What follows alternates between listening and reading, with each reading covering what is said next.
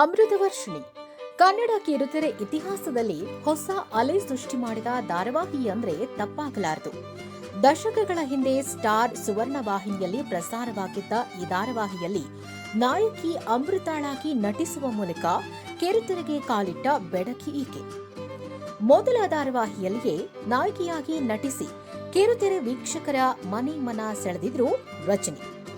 ಬರೋಬ್ಬರಿ 5-6 ವರ್ಷಗಳ ಕಾಲ ಅಮೃತಳಾಗಿ ಕನ್ನಡ ಕಿರುತೆರೆಯಲ್ಲಿ ಮೋಡಿ ಮಾಡಿದ ಈಕೆ ನಂತರ ಅಭಿನಯಿಸಿದ್ದು ಹಾರರ್ ಧಾರಾವಾಹಿಯಲ್ಲಿ. ಆತ್ಮಬಂಧನ ಎನ್ನುವ ಹಾರರ್ ಧಾರಾವಾಹಿಯಲ್ಲಿ ರಜನಿ ನಟಿಸಿದ್ದು ಮುಂದೆ ಅದು ಇದ್ದಕ್ಕಿದ್ದಂತೆ ಮುಕ್ತಾಯಗೊಂಡಿತ್ತು. ನಂತರ ಕೊಂಚ ಸಮಯದಿಂದ ಸಹಜವಾಗಿ ಕಿರುತೆರೆಯಿಂದ ದೂರವೇ ಇದ್ದ ರಜನಿ ಮತ್ತೆ ಕಿರುತೆರೆಗೆ ಮರಳಿದ್ದು ಪ್ರಾರ್ಥನಾಳಾಗಿ.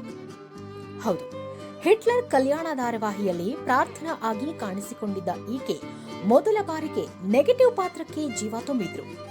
ತಮ್ಮ ನಟನಾ ಕೆರಿಯರ್ನಲ್ಲಿ ಇದೇ ಮೊದಲ ಬಾರಿಗೆ ಖಳನಾಯಕಿಯಾಗಿ ನಟಿಸಿ ಸೈ ಎನಿಸಿಕೊಂಡಿದ್ದ ರಜನಿ ಎಡೆಯೂರು ಶ್ರೀ ಸಿದ್ದಲಿಂಗೇಶ್ವರ ಹಾಗೂ ಭೂಮಿಗೆ ಬಂದ ಭಗವಂತ ಧಾರಾವಾಹಿಯಲ್ಲಿ ಅತಿಥಿ ಪಾತ್ರದ ಮೂಲಕವೂ ಮಿಂಚಿದ್ರು. ಇದೀಗ ನೀ ಇರಲು ಜೊತೆಯಲ್ಲಿ ಧಾರಾವಾಹಿಯ ಊರ್ಮಿಳಾ ದಿವಾನ್ ಆಗಿ ಕಿರುತೆರೆಗೆ ಮರಳುತ್ತಿದ್ದಾರೆ ರಜನಿ. ಖಡಕ ಪಾತ್ರದ ಮೂಲಕ ವೀಕ್ಷಕರ ಮನ ಸೆಳೆಯಲಿರುವ ಈಕೆ ಊರ್ಮಿಳಾ ತುಂಬಾ ಅದ್ಭುತ ಪಾತ್ರ, ಸಿಕ್ಕಾಪಟ್ಟೆ ಇಷ್ಟಪಟ್ಟು ಮಾಡ್ತಿದ್ದೇನೆ ಅಂತ ಹೇಳಿದ್ದಾರೆ. ನೀ ಇರಲು ಜೊತೆಯಲ್ಲಿ ಧಾರಾವಾಹಿ ವೀಕ್ಷಕರಿಗೆ ಇಷ್ಟವಾಗುವುದರಲ್ಲಿ ಸಂಶಯವೇ ಇಲ್ಲ. ಯಾಕಂದ್ರೆ ಮನೆಯಲ್ಲಿ ಎಲ್ಲರಿಗೂ ಕನೆಕ್ಟ್ ಆಗುವಂತ ಪಾತ್ರಗಳು ಈ ಧಾರಾವಾಹಿಯಲ್ಲಿದೆ ಅಂತ ಆಕೆಯೇ ಹೇಳಿದ್ದಾರೆ. ಜೊತೆಗೆ ಮನರಂಜನೆ ನೀಡುವುದರಲ್ಲಿಯೂ ಎಲ್ಲೂ ಕಾಂಪ್ರಮೈಸ್ ಆಗಿಲ್ಲ. ಧರಣಿ ಸರ್ ನಮ್ಮ ಧಾರಾವಾಹಿ ಡೈರೆಕ್ಟರ್ ತುಂಬಾ ಅದ್ಭುತವಾಗಿ ತೆರೆ ಮೇಲೆ ತರೋದಕ್ಕೆ ಯಶಸ್ವಿಯಾಗಿದ್ದಾರೆ. ಸಹ ಕಲಾವಿದರುಗಳು ಕೂಡ ತುಂಬಾನೇ ಸಪೋರ್ಟ್ ಮಾಡಿದ್ದಾರೆ.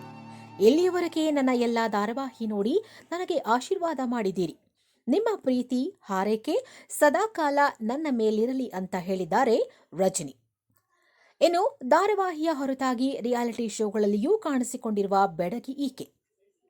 ಡಾನ್ಸಿಂಗ್ ಸ್ಟಾರ್ ಸೀಸನ್ 2 ಜೊತೆಗೆ ಮಜಾ ಟಾಕೀಸ್ನಲ್ಲಿಯೂ ಈಕೆ ಕಾಣಿಸಿಕೊಂಡಿದ್ದು, ಈ ಮೂಲಕವೂ ಕಿರುತೆರೆ ವೀಕ್ಷಕರಿಗೆ ಈಕೆ ಹತ್ತಿರವಾಗಿದ್ರು. ಸೂಪರ್ ಕ್ವೀನ್ ರಿಯಾಲಿಟಿ ಶೋವಿನ ಸ್ಪರ್ಧಿಯಾಗಿದ್ದ ಈಕೆ ಆ ಶೋವಿನ ರನ್ನರ್ ಅಪ್ ಆಗಿ ಕೂಡ ಹೊರಹೊಮ್ಮಿದ್ರು. ನಟನೆಯ ಹೊರತಾಗಿ ನಿರೂಪಕಿಯಾಗಿಯೂ ರಜನಿ ಗುರುತಿಸಿಕೊಂಡರು.